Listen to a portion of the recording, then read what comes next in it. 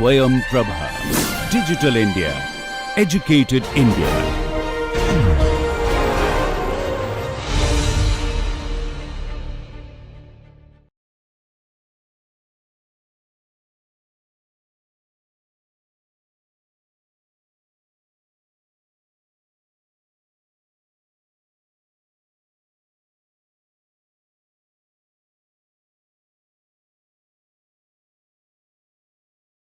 নমস্কার, আমার নাম ডক্টর রুচিতা চক্রবর্তী আর আমি দিল্লি বিশ্ববিদ্যালয়ের আইন বিভাগে অ্যাসিস্ট্যান্ট প্রফেসর।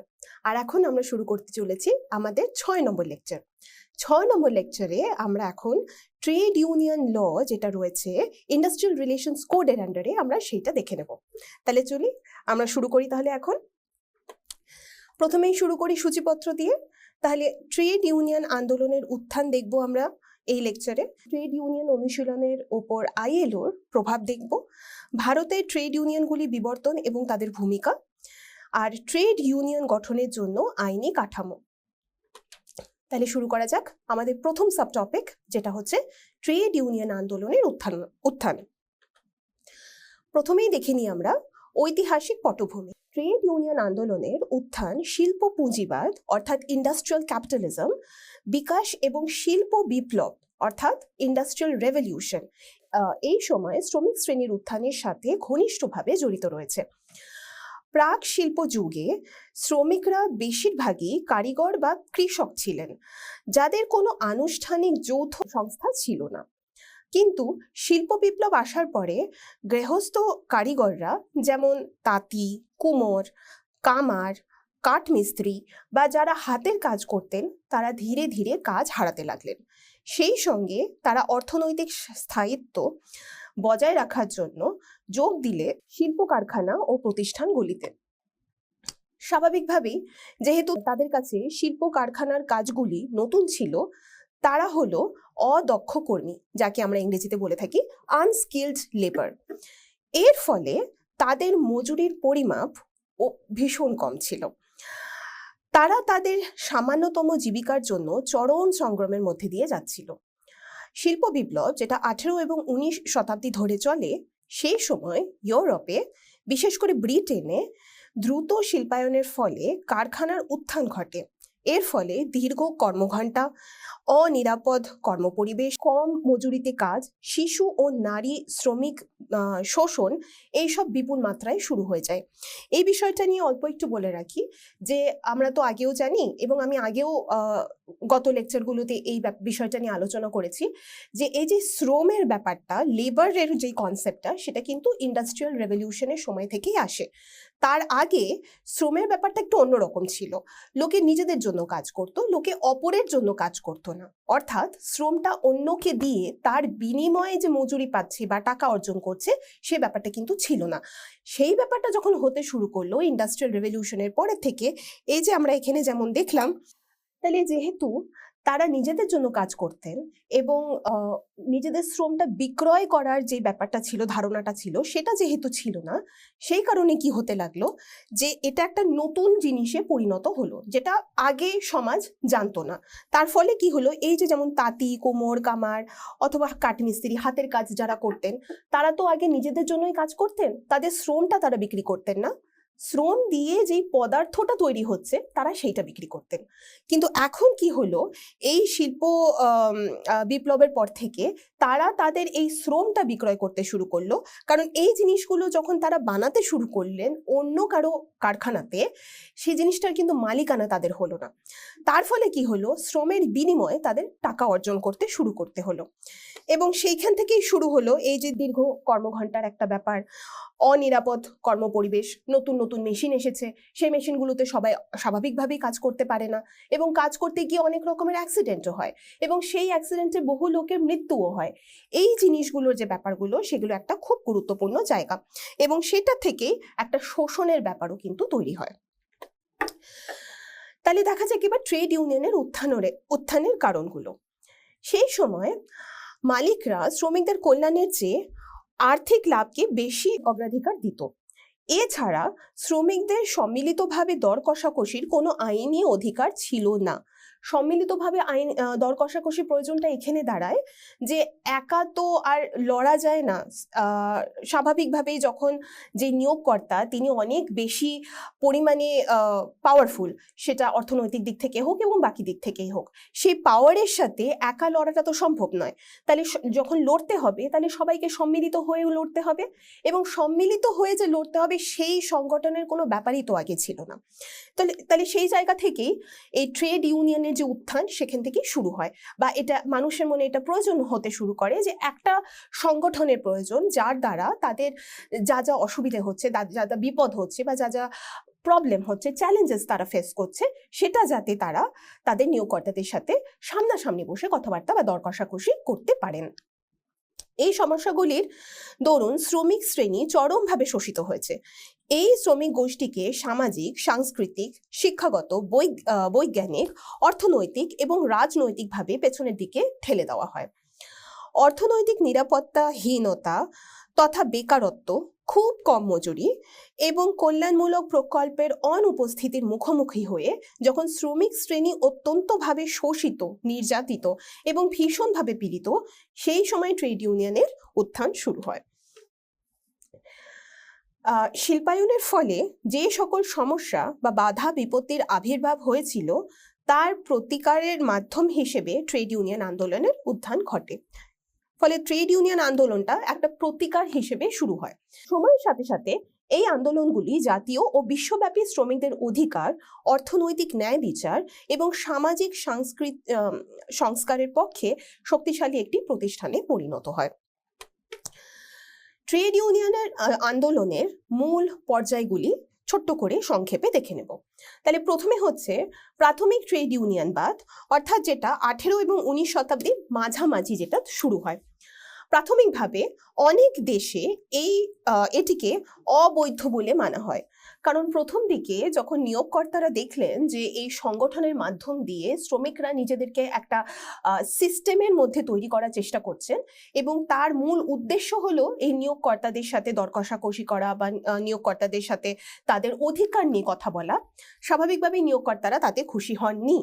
এবং যেহেতু বারবার আমি এই জায়গাটা বলছি যে নিয়োগকর্তারা কিন্তু শুধু আর্থিকভাবে যে অগ্রসর ছিল তা কিন্তু নয়, রাজনৈতিক পাওয়ারও কিন্তু তাদের অনেক বেশি ছিল। ফলে স্বাভাবিকভাবেই এই আইনত ব্যাপার থেকে একটা অবৈধ, এই যে এই সংগঠনগুলোকে একটা অবৈধ হিসেবে ধরে নেওয়ার একটা মূল কারণও কিন্তু যে এই যারা নিয়োগকর্তা তারাই কিন্তু পাওয়ারে ছিল, রাজনৈতিক এবং আইনগত অর্থ থেকেও দেখতে গেলে তাই দাঁড়াচ্ছে। আবার অনেক জায়গায় শ্রমিক স্বার্থ রক্ষার জন্য গোপনেও গঠিত হয় অনেক ট্রেড ইউনিয়ন। উদাহরণ সহকারে যদি আমি বলি, তাহলে ব্রিটেন সম্মিলিত আইন 1799 থেকে 1800-র মধ্যে এসেছিল। শ্রমিক সমিতি নিষিদ্ধ করেছিল এই আইনটি। দ্বিতীয় পর্যায় হচ্ছে আইনি স্বীকৃতি এবং প্রবৃদ্ধি, যেটা 19বিংশ শতাব্দীর শেষের দিক থেকে শুরু হয়। ব্রিটেন এবং ইউরোপে ধীরে ধীরে আইনি স্বীকৃতি পায় এই ট্রেড ইউনিয়নগুলি। ট্রেড ইউনিয়নগুলি আরও সুসংগঠিত হয়ে ওঠে এবং একাধিক শিল্পে প্রসারিত হয়। তৃতীয়ত, সমাজতান্ত্রিক ও শ্রমিক আন্দোলনের উত্থান 19বিংশ শতাব্দীর শেষের দিকে এবং 20 শতাব্দীর শুরুর দিকে এটা দেখা যায়। ইউনিয়নগুলি বৃহত্তর অর্থনৈতিক ও রাজনৈতিক সংস্কারের দিকে তান্ত্রিক দলগুলির সাথে জোটবদ্ধ হয়। ন্যূনতম মজুরি, 8 ঘন্টার কর্মদিবস, বীমা এবং ভোটের অধিকারের জন্য তারা লড়াই করতে শুরু করে। আন্তর্জাতিক শ্রমিক সমিতি অর্থাৎ ILO, এদের মতো আন্তর্জাতিক সংগঠনগুলিও আবির্ভাব হয় এই সময়টি। তারপর দেখব যুদ্ধের পর ট্রেড ইউনিয়নবাদ। যুদ্ধ অর্থাৎ আমরা বিশ্বযুদ্ধের কথা বলছি এখানে, যেটা 20 শতাব্দীতে। তাহলে বিশ্বযুদ্ধের পর ইউনিয়নগুলি আরও গুরুত্ব লাভ করে। এরা কল্যাণ রাষ্ট্র অর্থাৎ ওয়েলফেয়ার স্টেট গঠন এবং শ্রম অধিকারের আইন প্রণয়নে সহায়তা করে। আন্তর্জাতিক শ্রম সংস্থা ILO শ্রম মান নির্মাণের ভূমিকা পালন করে। এবার তাহলে দেখি ট্রেড ইউনিয়ন অনুশীলনের উপর ILOর প্রভাব। তাহলে আইএলও যেহেতু একটা বিশ্বব্যাপী বিশ্ব লেভেলে যেহেতু একটা আন্তর্জাতিক সংগঠন হিসেবে তৈরি করা হলো প্রথম বিশ্বযুদ্ধের পরে, ফলে আইএলওর একটা প্রভাব প্রত্যেকটি দেশেরই এই আইনি কাঠামো, শ্রমের ব্যাপারে আইনি কাঠামোগুলো। আর নির্দিষ্টভাবে এখানে যেহেতু আমরা ট্রেড ইউনিয়নের কথা বলছি, তাহলে ট্রেড ইউনিয়নের আইনি কাঠামোগুলোতেও কিন্তু আইএলওর একটা বিশাল বড় অবদান রয়েছে। আইএলওর বেশিরভাগ কনভেনশন এবং সুপারিশ শ্রম সুরক্ষা ও কল্যাণের কথা বলে। এই পরিপ্রেক্ষিতে আইএলও বিভিন্ন শ্রমিক আন্দোলনের বিকাশে প্রভাব ফেলেছে। ট্রেড ইউনিয়নবাদ তাদের মধ্যে একটি, যা শ্রমিকদের অধিকার নিশ্চিত করার জন্য অত্যন্ত গুরুত্বপূর্ণ। ট্রেড ইউনিয়নবাদ এমন একটি দিক যা শ্রমিকদের তাদের অধিকার সম্পর্কে নিয়োগকর্তাদের সাথে দর কষাকষি করতে সক্ষম করে। শ্রমিকদের অধিকার রক্ষা ও অগ্রগতি পরিবেশ উন্নত করা এবং ন্যায্য শ্রম অনুশীলনের প্রচারের জন্য ট্রেড ইউনিয়নগুলি অত্যন্ত গুরুত্বপূর্ণ। তারা সম্মিলিত দর কষাকষির দ্বারা আইনি সহায়তা, উন্নত মজুরি সুবিধা এবং সামগ্রিক চাকরির নিরাপত্তা অর্জন করে। ট্রেড ইউনিয়ন অনুশীলনের উপরে আইএলওর প্রভাব আরেকটু দেখব। আন্তর্জাতিক শ্রম সংস্থা অর্থাৎ আইএলও বিশ্বব্যাপী ট্রেড ইউনিয়ন অনুশীলন গঠন এবং প্রভাবিত করার ক্ষেত্রে গুরুত্বপূর্ণ ভূমিকা পালন করেছে। এর প্রভাব বিশেষ করে সেই সব দেশগুলিতে দৃশ্যমান যেখানে আইএলওর মূল কনভেনশনগুলি অনুমোদন করা হয়েছে, অথবা যেখানে জাতীয় ট্রেড ইউনিয়ন আন্দোলনগুলি আইএলওর ওপরে মানদণ্ড থেকে বৈধতা পায়। অনেক দেশ এই কনভেনশনগুলির সাথে সামঞ্জস্যপূর্ণ হওয়ার জন্য তাদের শ্রম আইন সংস্কার করেছে এবং ট্রেড ইউনিয়নের স্বাধীনতা ও অধিকারকে শক্তিশালী করেছে। আইএলও ট্রেড ইউনিয়নের নেতা এবং সদস্যদের প্রশিক্ষণ, শিক্ষা এবং সম্পদ প্রদান করার কথাও প্রচার করে। এটাও একটা গুরুত্বপূর্ণ জায়গা। সংগঠন কৌশল, আলোচনা দক্ষতা, অভিযোগ পরিচালনা ও শ্রম আইনের সাক্ষরতার বিষয়ে উৎসাহ প্রদান করে। ট্রেড ইউনিয়নের মধ্যে গণতান্ত্রিক অনুশীলনী রয়েছে এবং একটা গুরুত্বপূর্ণ জায়গা হচ্ছে এটি নারী এবং সংখ্যালঘু সহ সমস্ত শ্রমিকদের একটা ন্যায্য প্রতিনিধিত্ব প্রচার করে। আইএলও ইউনিয়নের নেতৃত্ব এবং আর্থিক ব্যবস্থাপনার জবাবদিহিও দাবি করে এবং তার বিষয়েও আলোকপাত করে। ট্রেড ইউনিয়নের আরেকটা দিক হচ্ছে অধিকার হিসেবে কারাগারভুক্ত ইউনিয়ন নেতাদের, এটা একটা খুব জরুরি এবং গুরুত্বপূর্ণ জায়গা।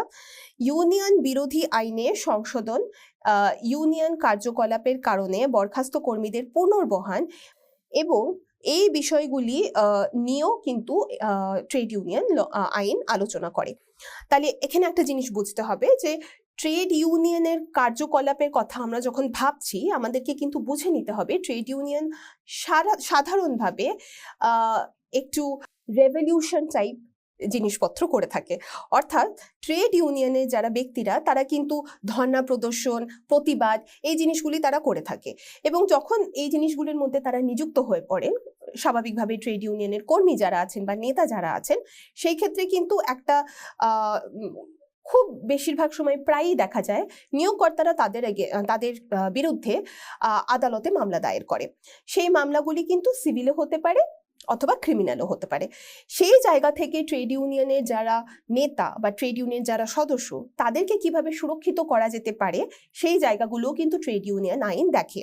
এই জায়গাটা আরেকটু বিস্তারিতভাবে আমরা এই লেকচারের আর কিছুক্ষণ পরে আলোচনা করব, কিন্তু এই মুহূর্তে জেনে রাখা দরকার যে এরকমও কিছু কিছু জায়গা আছে যেখানে ট্রেড ইউনিয়নের নেতারা বা সদস্যরা কিন্তু প্রোটেকশনও পায় এই ট্রেড ইউনিয়ন ল থেকে। আইএলও শ্রম নীতি নির্ধারণের ট্রেড ইউনিয়নের অন্তর্ভুক্তিকে উৎসাহ করে এবং দ্বিপক্ষীয় ও ত্রিপক্ষীয় সংলাপ প্রক্রিয়াকে প্রচার করে।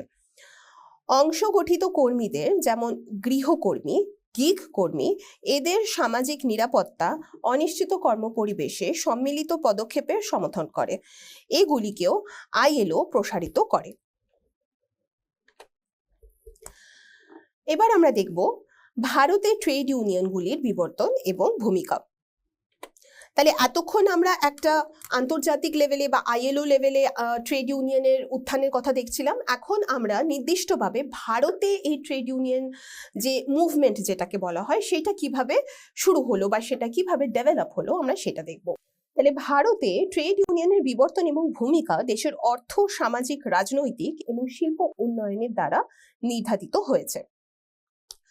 19 শতকের শেষের দিকে বম্বে মিল হ্যান্ডস অ্যাসোসিয়েশন 1890 সালে যেটি গঠিত হয়, প্রথম ভারতীয় ট্রেড অ্যাসোসিয়েশন হিসেবে গণ্য করা হয়।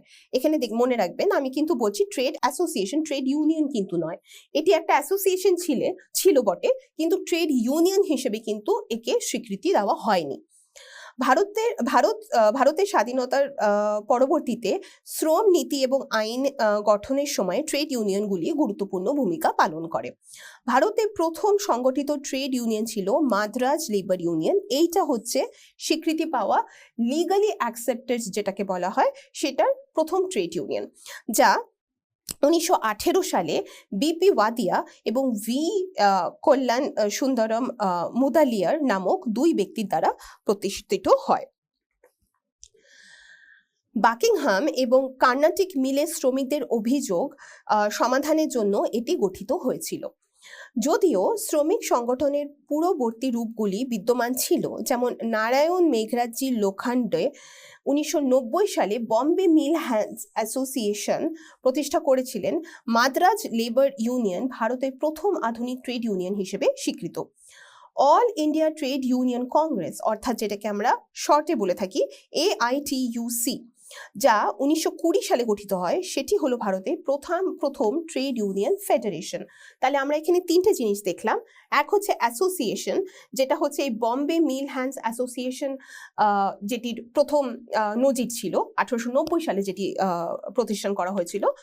তারপরে আমরা দেখলাম প্রথম আইনত স্বীকৃত পাওয়া এই প্রথম ট্রেড ইউনিয়ন ছিল মাদ্রাজ লেবার ইউনিয়ন। এটা হচ্ছে প্রথম ট্রেড ইউনিয়ন। আর এইখানে আমরা দেখছি ট্রেড ফেডারেশন, যেটা হচ্ছে AITUC। তার অর্থাৎ হচ্ছে বিভিন্ন জায়গায় এই ট্রেড ইউনিয়নের আলাদা আলাদা পার্টস যেটাকে আমরা বলি বা অফিস যেটা আমরা বলি সেটা শুরু হয় AITUCর অন্তর্গত।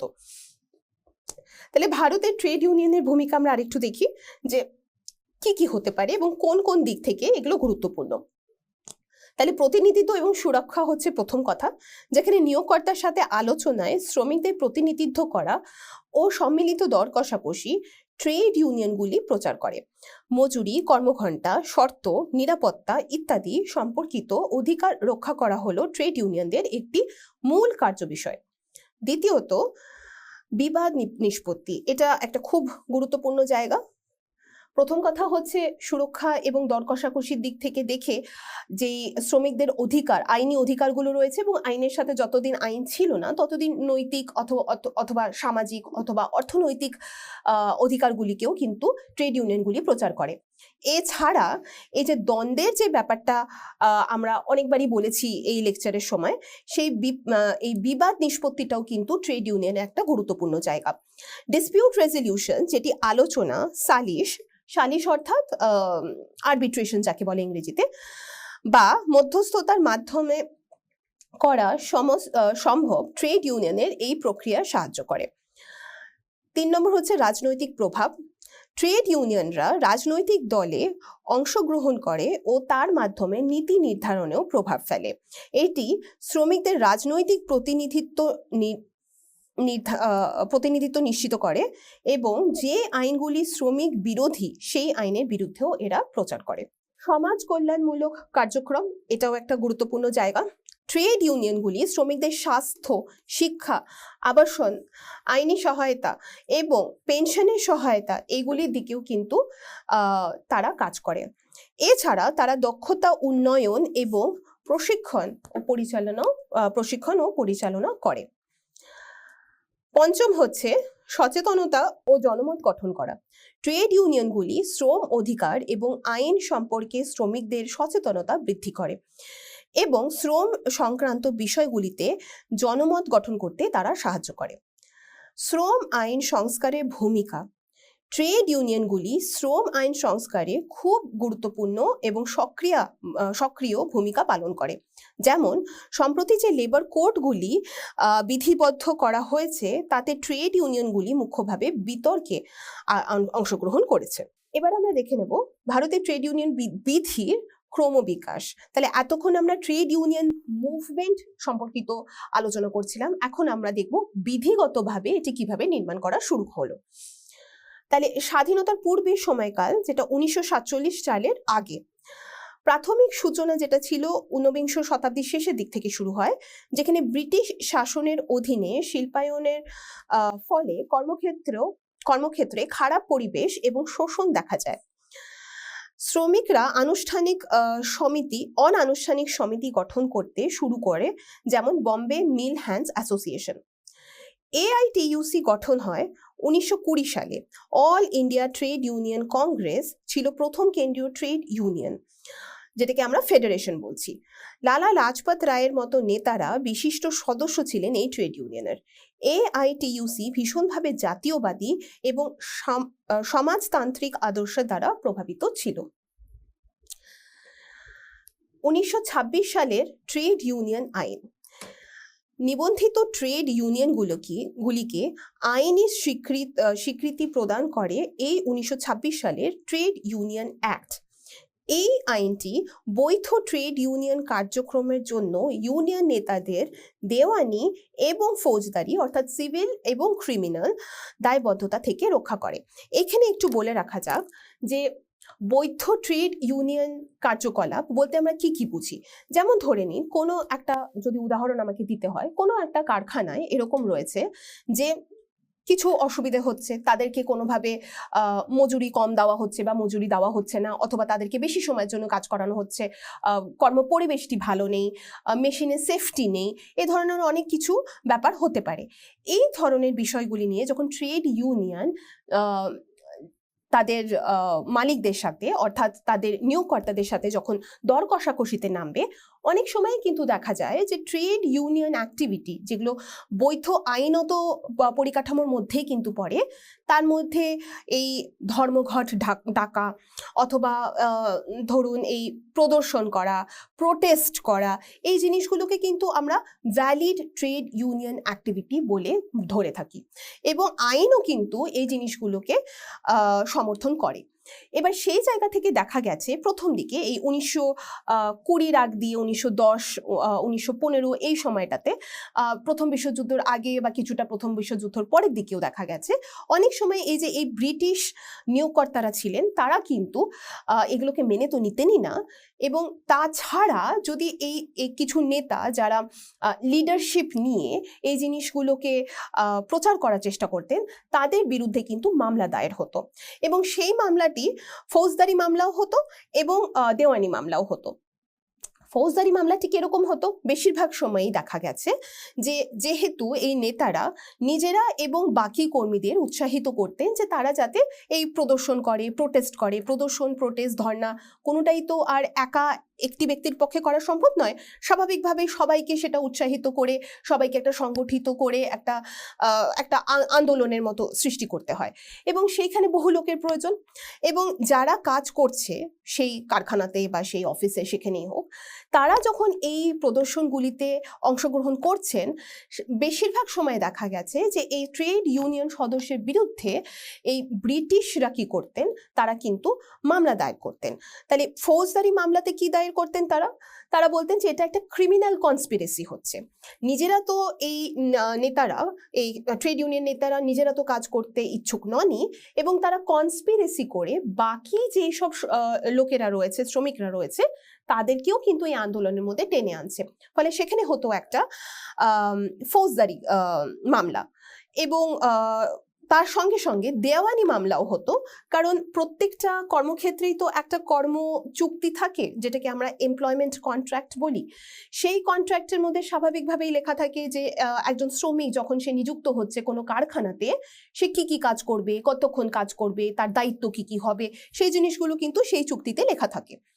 এবার সেই চুক্তিকে সাইডে রেখে যখন এই নেতারা সম্মিলিত হয়ে, সংগঠিত হয়ে যখন তারা এই আন্দোলন আন্দোলন করছেন বা ধর্মঘট করছেন বা তাদের যাই বিপ্লবের মতো তারা কিছু প্রদর্শন করছেন, সেই জিনিসগুলো করার সময় কিন্তু তারা তাদের যে এই এমপ্লয়মেন্ট কন্ট্রাক্ট শর্তগুলি যে রয়েছে তাদের কর্মক্ষেত্রে, সেগুলোকে কিন্তু তারা ভেঙে ফেলছে।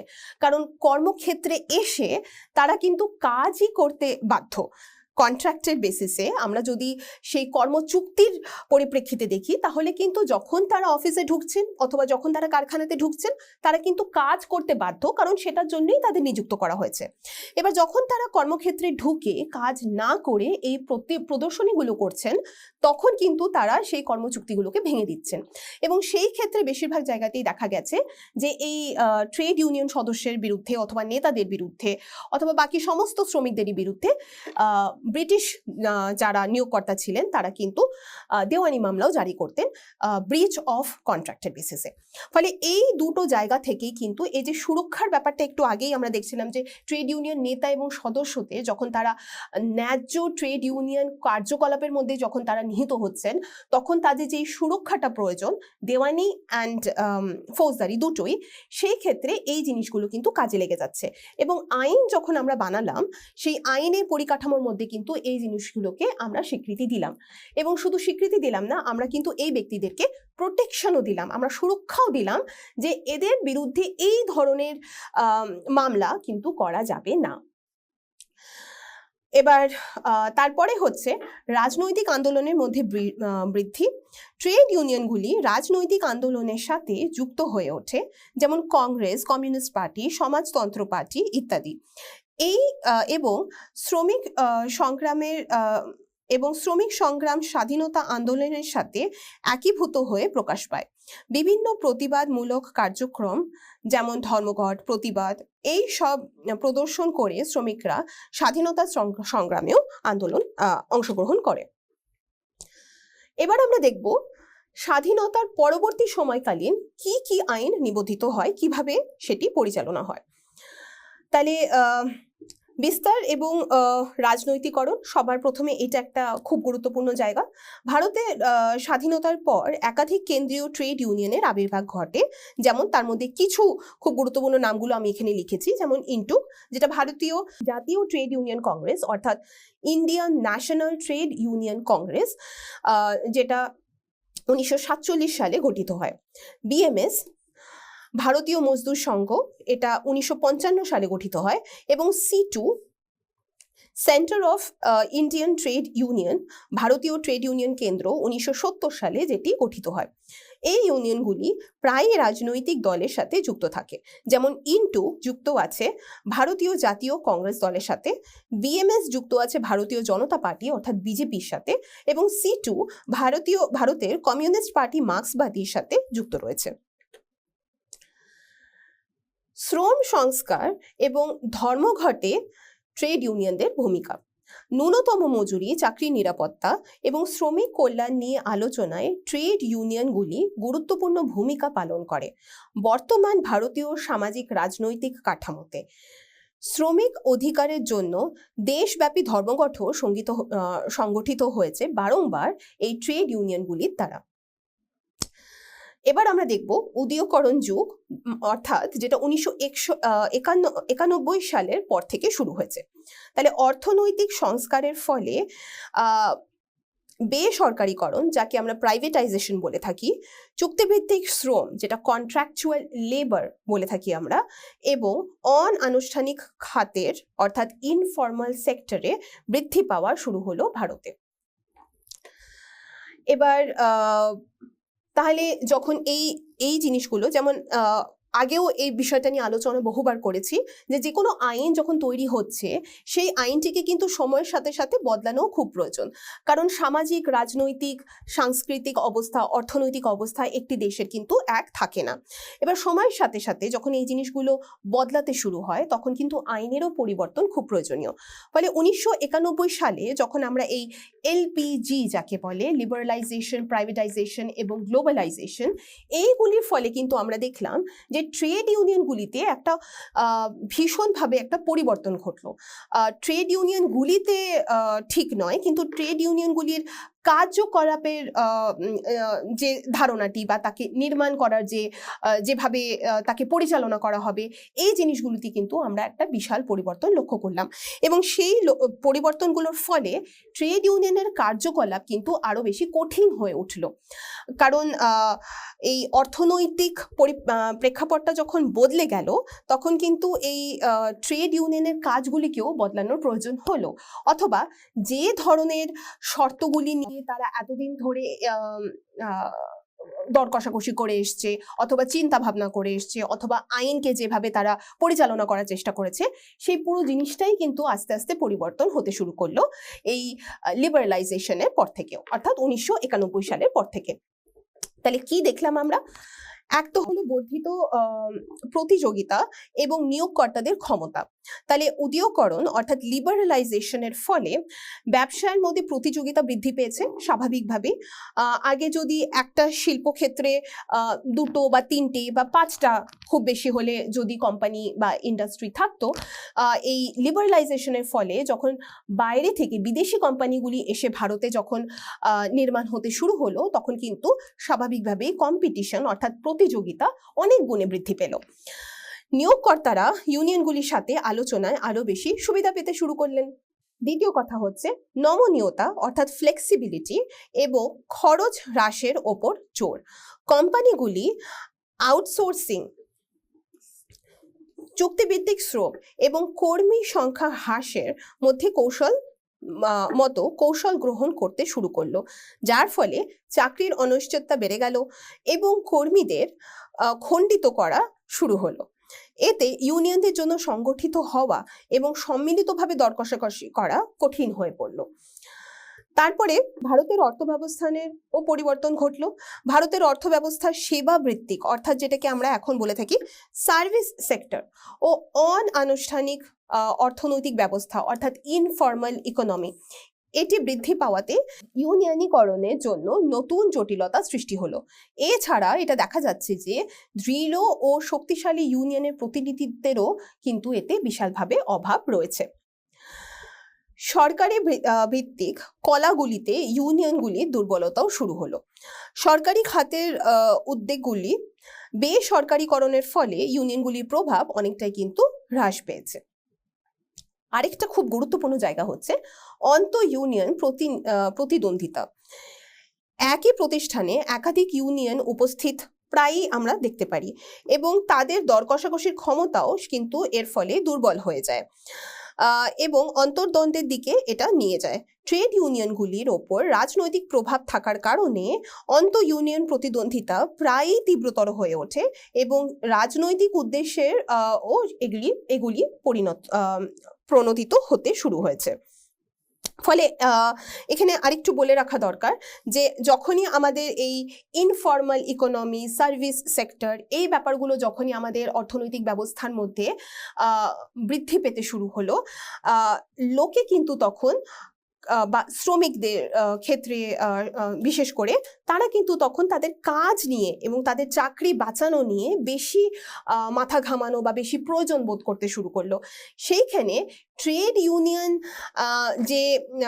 যে কর্মগুলো আগে করছিল বা যেভাবে দর কষাকষির মধ্যে তারা খুব গুরুত্বপূর্ণভাবে নিহিত ছিল, ওই জায়গাগুলো আস্তে আস্তে কম হতে শুরু করলো।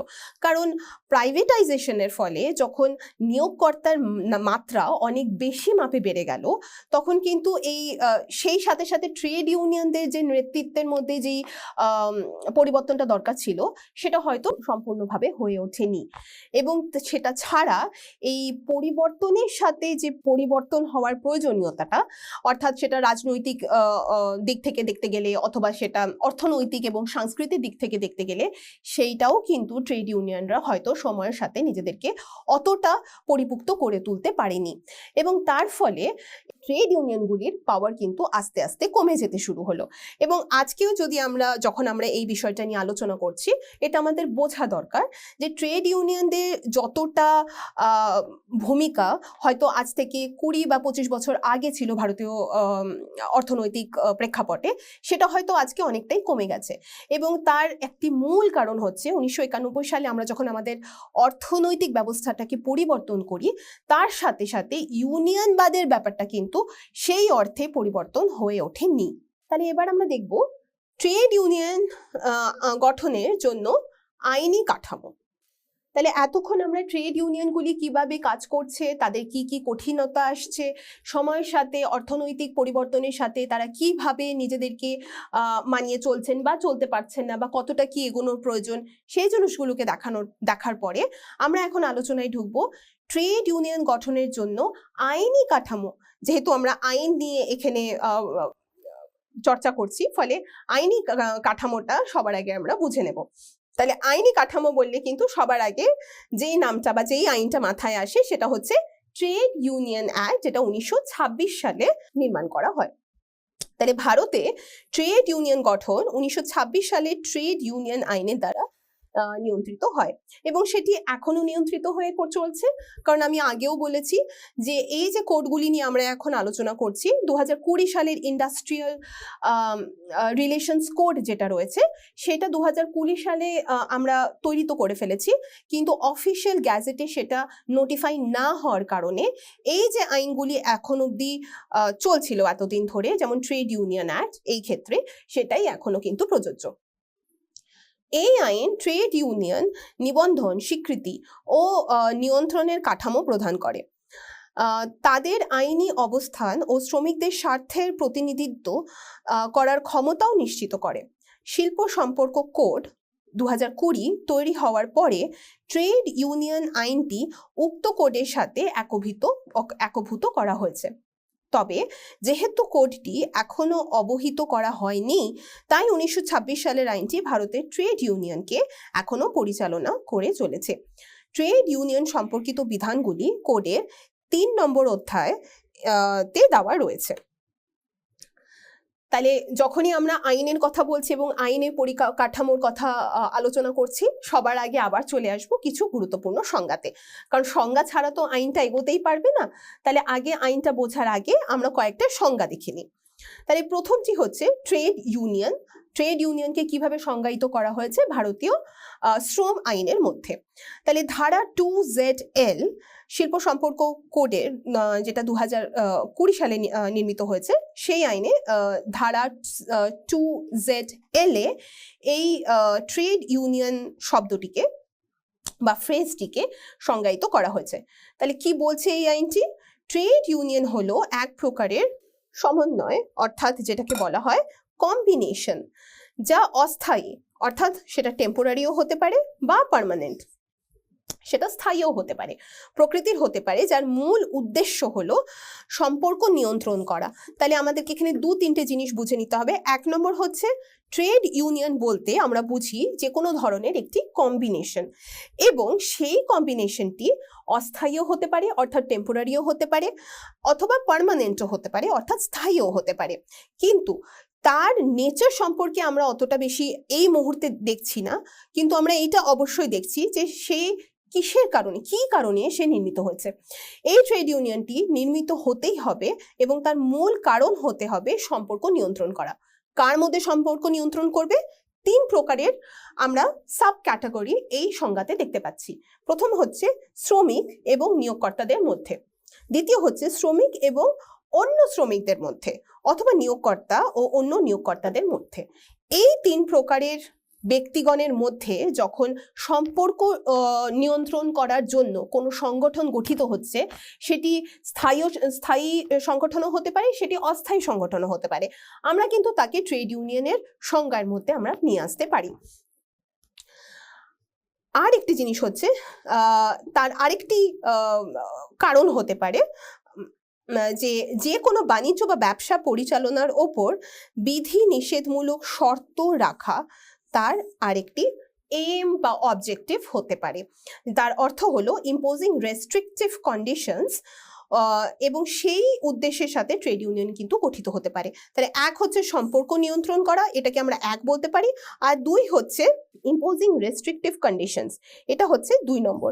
তাহলে একটা ট্রেড ইউনিয়ন দুটো কারণে সংগঠিত হতে পারে, সম্পর্ক নিয়ন্ত্রণ করা হচ্ছে 1, এবং 2 হচ্ছে বিধিমূলকভাবে শর্ত রাখা, এবং সেইটা কার কার মধ্যে পরিচালনা হবে বা কোন সম্পর্ককে দেখবে, সেটা হচ্ছে শ্রমিক এবং নাগরিক, শ্রমিক এবং নিয়োগকর্তা, শ্রমিক এবং অন্য শ্রমিক, এবং নিয়োগকর্তা ও অন্য নিয়োগকর্তা। এবং এটি দুটি বা তার বেশি ইউনিয়নের যে কোনো ফেডারেশনকেও এই সংজ্ঞার অন্তর্ভুক্ত করে।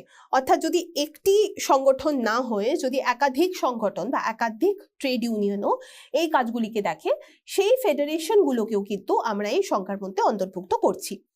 এই সংজ্ঞা আরও শর্ত রেখেছে যে এই কোডের 3য় অধ্যায়ের বিধানগুলি নিম্নলিখিত বিষয়গুলিকে প্রভাবিত করবে না। অর্থাৎ এইটাকে আমরা বলবো এক্সক্লুশন ক্লজ।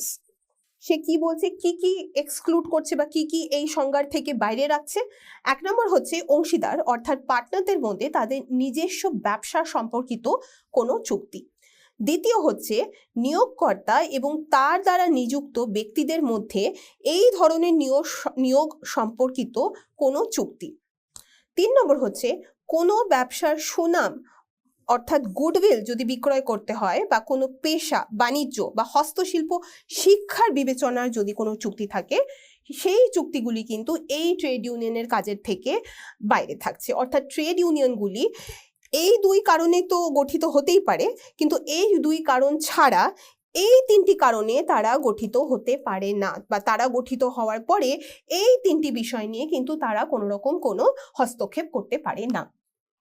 এটা একটা গুরুত্বপূর্ণ বিষয়। তারপর হচ্ছে এই সংজ্ঞাটিকে যদি আমরা বিস্তারিতভাবে বিশ্লেষণ করি তাহলে দেখা যাবে কিছু এতে গুরুত্বপূর্ণ দিক আছে। কি কি? প্রথমটি হচ্ছে কম্বিনেশন, অর্থাৎ এটি স্থায়ী অথবা অস্থায়ী দুটোই হতে পারে। কোনো নির্দিষ্ট প্রকৃতি আবশ্যক করা হয় না আইনের দ্বারা। এর কারণ হলো, এবার এটাও বুঝতে হবে যে আইন তো আর বিনা কারণে অথবা কারণ মনে হলো হঠাৎ করে তাই আইনটি তৈরি করা হলো, তা তো হয় না। যখন কোনো আইন বানানো হচ্ছে সে আইনের কি কারণ থাকতে পারে? এই যে আমি বারবার বলছি যে কোনো ধরনের কম্বিনেশন সেটি স্থায়ীও হতে পারে অথবা অস্থায়ীও হতে পারে।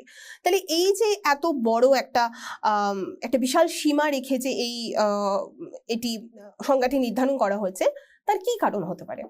তাহলে এর কারণ হলো যাতে সংজ্ঞার পরিধি সম্প্রসারিত থাকে এবং যে কোনো ধরনের একত্রিত হওয়া ব্যক্তিদের এই আইনের অন্তর্গত করা যেতে পারে। এটা একটা খুব গুরুত্বপূর্ণ জিনিস। দ্বিতীয় কথা, সংজ্ঞাটি বলছে যে কম্বিনেশনটি যে ধরনেরই হোক সেটি নির্মাণের মূল উদ্দেশ্য হতে হবে সম্পর্ক নিয়ন্ত্রণ করা। এবং সম্পর্ক কাদের মধ্যে নিয়ন্ত্রণ করবে? ওই যে 3টে ক্যাটাগরি আমরা এখানে দেখেছিলাম, শ্রমিক এবং নিয়োগকর্তা, শ্রমিক এবং অন্য শ্রমিক, নিয়োগকর্তা এবং অন্য নিয়োগকর্তা। তাহলে প্রাথমিকভাবে কিন্তু আমরা এখানে শ্রমিক এবং নিয়োগকর্তাদের মধ্যে যে সম্পর্কটি সেইটিরই বিষয় কিন্তু আমরা উল্লেখ করছি। কিন্তু তার অর্থ এটা নয় যে বাকি 2টি ক্যাটাগরিকে আমরা নিচ্ছি না। বাকি 2টি ক্যাটাগরির সম্পর্ক নির্ধারণের জন্যও কিন্তু ট্রেড ইউনিয়ন কাজ করতে পারে। অতএব এটা বলা যেতে পারে যে ট্রেড ইউনিয়ন গঠিত হয় এই দিকগুলি বজায় রেখে। কি কি? প্রথম হচ্ছে উদ্দেশ্য। এটি ট্রেড ইউনিয়নের মূল কাজ হলো নিয়োগকর্তাদের সাথে আলোচনায় এবং তাদের সম্মিলিত সমর্থনে প্রতিনিধিত্ব করা তথা সর্বোপরি মজুরি, চাকরির নিরাপত্তা এবং কর্মপরিবেশে উন্নতি করা। দ্বিতীয়ত হচ্ছে নিয়ন্ত্রণ। কর্মক্ষেত্রে ন্যায্যতা নিশ্চিত করার জন্য শ্রমিক এবং নিয়োগকর্তাদের মধ্যে এবং কখনো কখনো শ্রমিকদের নিজেদের মধ্যেও সম্পর্ক নিয়ন্ত্রণে ট্রেড ইউনিয়নগুলি খুব গুরুত্বপূর্ণ জায়গা পালন করে। 3 নম্বর হচ্ছে সম্মিলিত দর কষাকষি, যেটাকে আমরা বলে থাকি কালেকটিভ বার্গেনিং। ট্রেড ইউনিয়নগুলি একটি গুরুত্বপূর্ণ কাজ হলো নিয়োগকর্তাদের সাথে সম্মিলিত দর কষাকষিতে জড়িত থাকা। এর মধ্যে রয়েছে তাদের সদস্যদের কর্মসংস্থানে ও ভালো শর্তাবলী নিশ্চিত করার জন্য আলোচনা করা। চতুর্থ হলো আইনি অধিকার। ট্রেড ইউনিয়নগুলি প্রায়শই আইনি অধিকার থেকে, যার মধ্যে রয়েছে সম্মিলিতভাবে দর কষাকষির অধিকার, যা তাদের সদস্যদের পক্ষে মজুরি, কর্মঘণ্টা এবং অন্য কর্মসংস্থানের শর্তাবলী সম্পর্কে নিয়োগকর্তাদের সাথে আলোচনা এবং সম্মিলিতভাবে দর কষাকষি করে। তাহলে ট্রেড ইউনিয়ন কাকে বলে সেই জায়গাগুলো বুঝে নেওয়ার পরে আমরা আরেকটা গুরুত্বপূর্ণ সংজ্ঞা দেখব, সেটা হচ্ছে ট্রেড ইউনিয়ন বিবাদ। ট্রেড ইউনিয়ন বিবাদ হচ্ছে ধারা 2ZM এই ইন্ডাস্ট্রিয়াল রিলেশনস কোডের মধ্যে রয়েছে।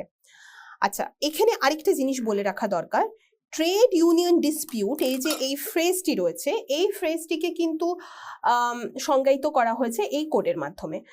এর কোডের আগে যে এখন যে আইনটি রয়েছে সেটা হচ্ছে 1926-এর ট্রেড ইউনিয়ন অ্যাক্ট, সেখানে কিন্তু ট্রেড ইউনিয়ন ডিসপিউট এই কথাটি কিন্তু সংজ্ঞায়িত ছিল না, সেখানে ছিল ট্রেড ডিসপিউট।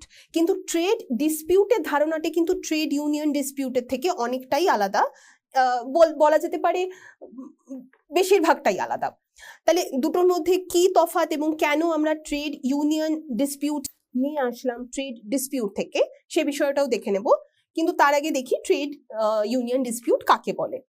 তাহলে ট্রেড ইউনিয়ন বিবাদ বলতে দুই বা ততোধিক ট্রেড ইউনিয়নের মধ্যে অথবা একটি ট্রেড ইউনিয়নের সদস্যদের মধ্যে ট্রেড ইউনিয়ন সম্পর্কিত যে কোনো বিবাদ। তাহলে কি কি আছে, দুই বা ততোধিক ট্রেড ইউনিয়নদের মধ্যে হতে হবে অথবা একটি ট্রেড ইউনিয়নের সদস্যদের মধ্যে হতে পারে। তাহলে এইটা হলো হয় দুটি ট্রেড ইউনিয়নের মধ্যে হবে বা একটি ট্রেড ইউনিয়নের সদস্যদের মধ্যে হতে হবে। কি নিয়ে? ট্রেড ইউনিয়ন সম্পর্কিত। এটা খুব গুরুত্বপূর্ণ জায়গা যে ট্রেড ইউনিয়ন সম্পর্কিত হতে হবে এবং সেটা যে কোনো ধরনের বিবাদকে কিন্তু বোঝাচ্ছে। তাহলে এখানে যেহেতু বলছিলাম যে ট্রেড ইউনিয়ন ডিসপিউট আর ট্রেড ডিসপিউট যেটা আগের আইনটাতে ছিল, এই যে এই দুটির মধ্যে পরিবর্তন একটা নিয়ে আসলাম এই নতুন আইনটির দ্বারা, এই ইন্ডাস্ট্রিয়াল রিলেশনস কোডের দ্বারা, সেটার কি কারণ? তাহলে বলি যে সময়ের সাথে এই সংজ্ঞাটির প্রয়োজন কমে যায়, অর্থাৎ ট্রেড ডিসপিউট যে সংজ্ঞাটি ছিল বা আছে এখনো 1926 সালের যে অ্যাক্টটি রয়েছে তার মধ্যে, এবার 1947 সালে শিল্প বিবাদ আইন অর্থাৎ ইন্ডাস্ট্রিয়াল ডিসপিউটস অ্যাক্ট প্রণয়িত করা হয় এবং এতে শিল্প বিবাদ অর্থাৎ ইন্ডাস্ট্রিয়াল ডিসপিউটকে সংজ্ঞায়িত করা হয়। দেশের পরবর্তী যখন আমরা স্বাধীন ছিলাম না, সেই সময় যখন এই আইনটি বানানো হয় তাকে আমরা ট্রেড ডিসপিউট নাম দিই। কিন্তু ট্রেড ডিসপিউটের যে সংজ্ঞাটি রয়েছে সেটা কিছুটা ক্ষেত্রে দেখা গেল যে একটু সংকীর্ণ হয়ে দাঁড়াচ্ছে এবং 47 সালে যখন ভারত স্বাধীন হলো তারপরে যে আইনটি আমরা নিয়ে আসলাম একটা খুব গুরুত্বপূর্ণ আইন যেটা হচ্ছে ইন্ডাস্ট্রিয়াল ডিসপিউটস অ্যাক্ট, সেই আইনটির মধ্যে কিন্তু আমরা ট্রেড ডিসপিউটকে সংজ্ঞায়িত না করে আমরা সংজ্ঞায়িত করলাম ইন্ডাস্ট্রিয়াল ডিসপিউট অর্থাৎ শিল্প বিবাদ। এবার ট্রেড বিবাদ আর শিল্প বিবাদ এই দুটির মধ্যে আমরা দেখলাম যে যেহেতু সময়ের সাথে ভারতের রাজনৈতিক প্রেক্ষাপটটা বদলে গেল, সেইখানে ট্রেড ডিসপিউটের থেকে বেশি প্রয়োজনীয় হয়ে গেল ইন্ডাস্ট্রিয়াল ডিসপিউট অথবা শিল্প বিবাদ। এবং এই শিল্প বিবাদকে আমরা যখন সংজ্ঞায়িত করলাম, ট্রেড ডিসপিউটের সংজ্ঞাটি তখন আমাদের কাছে অতটা আর গুরুত্বপূর্ণ থাকলো না। এবার এটি তো 1947 সালের আইন।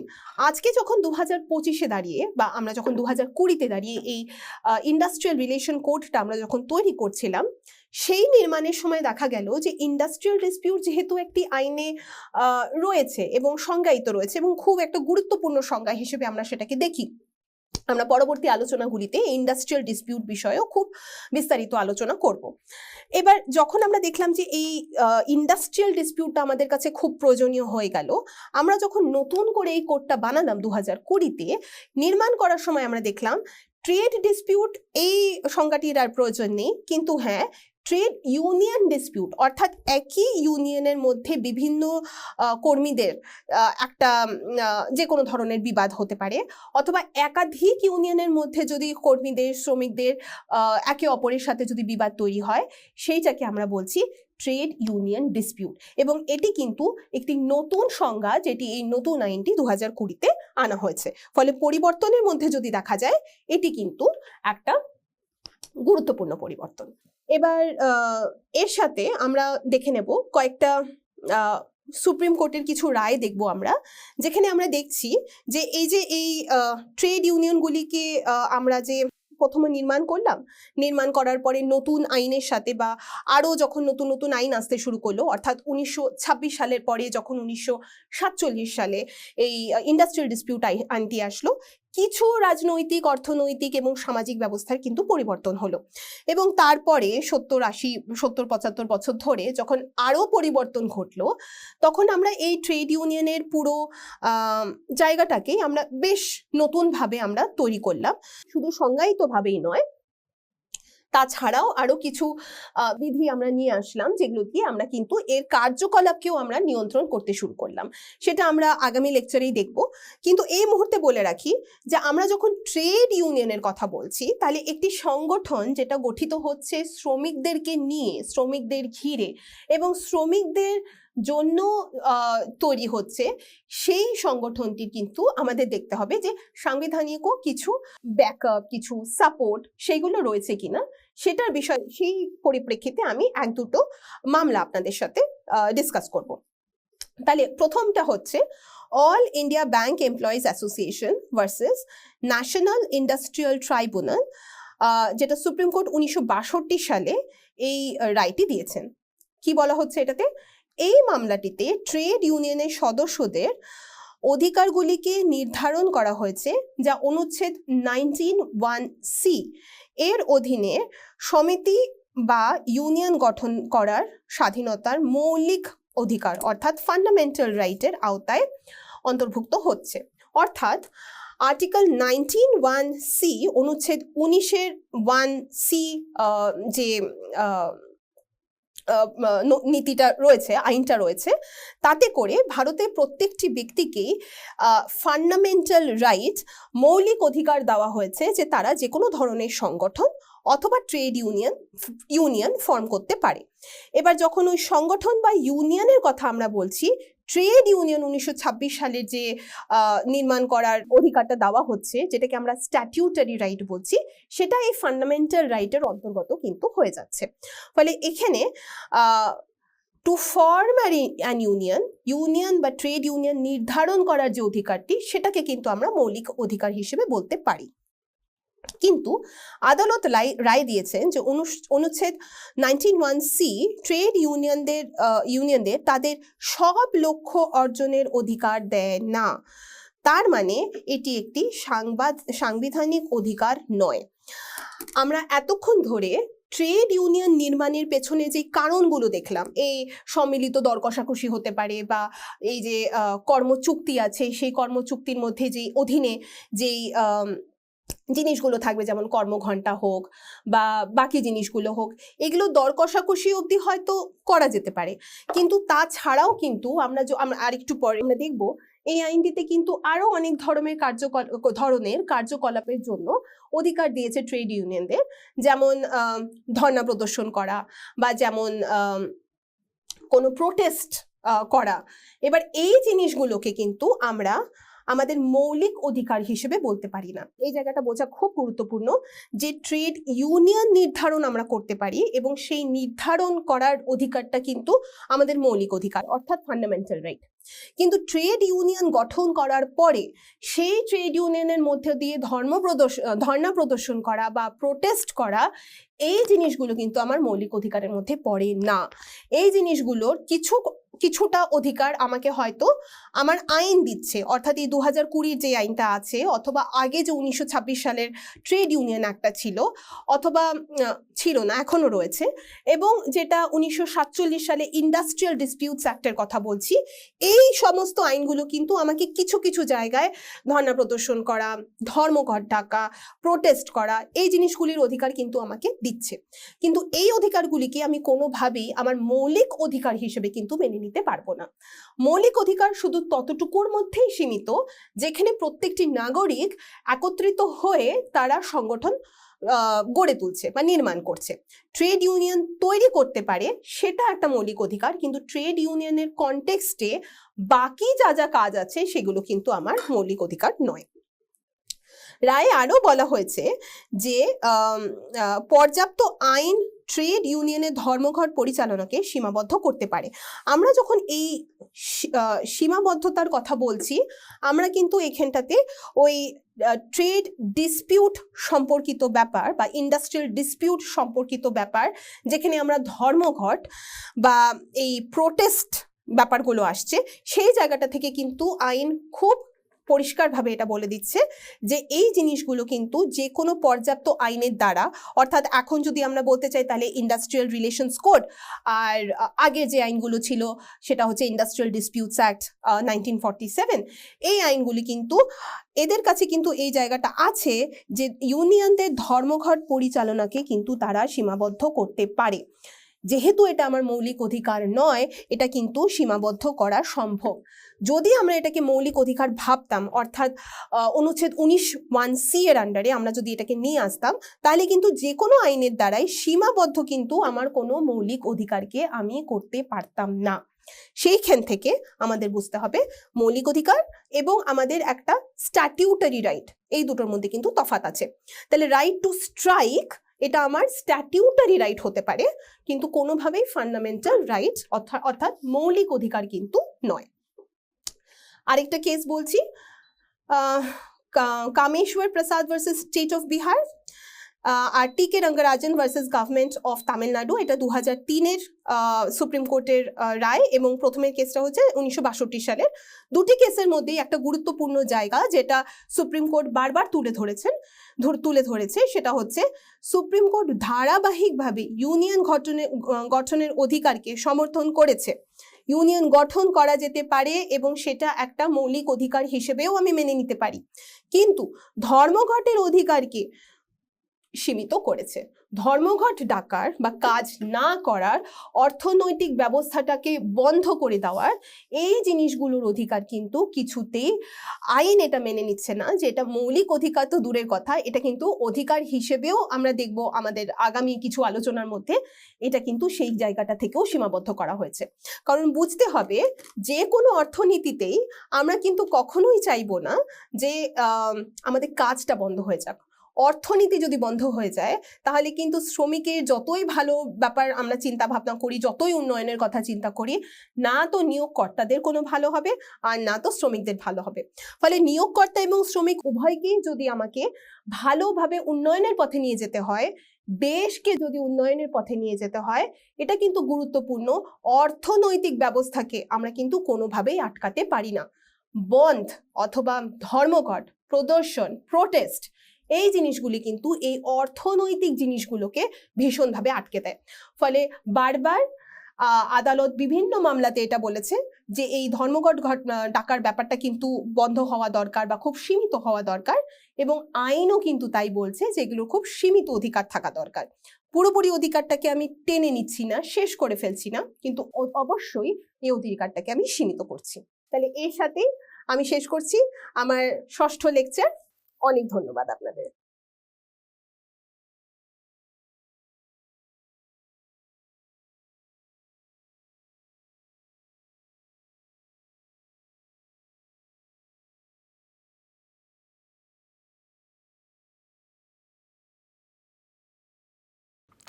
Hello and welcome to this piece of literary snippet. We usually know William Shakespeare as the most revered figure in the history of English literature. But we often tend to forget that he has also been one of the most hated figures in literature. And here I'm not talking only about those boys and girls who have to memorize long sections from Macbeth or King Lear or Julius Caesar before they can go and sit for their school or college exams, but I'm also talking about people who are themselves quite famous authors. Tolstoy, for instance, considered the writings of Shakespeare to be, and I quote, crude, immoral, vulgar, and senseless. George Bernard Shaw absolutely loathed Shakespeare, as he did Homer. But perhaps no other criticism about Shakespeare is more damaging than the one which says that Shakespeare is a marvelous storyteller, provided someone has told him the story earlier. Now, this piece of criticism is particularly damaging because it is true. None of Shakespeare's plays contain any original story whatsoever. They are all written using pre-existing materials, pre-existing stories. Now, does that diminish the stature of Shakespeare as a dramatist? Well, I'll leave that for you to decide. See you in the next episode of Literary Snippets.